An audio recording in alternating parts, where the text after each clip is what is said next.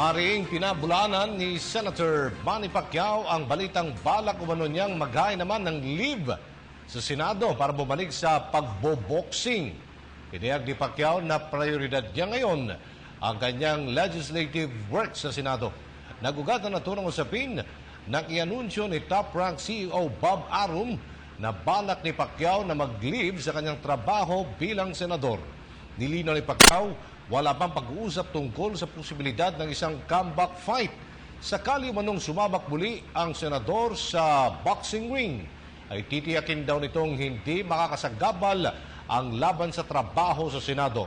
Idinagdag pa ni Pacquiao, tutuparin niyang kanyang pangako na dadalo siya sa mga sesyon ng Senado.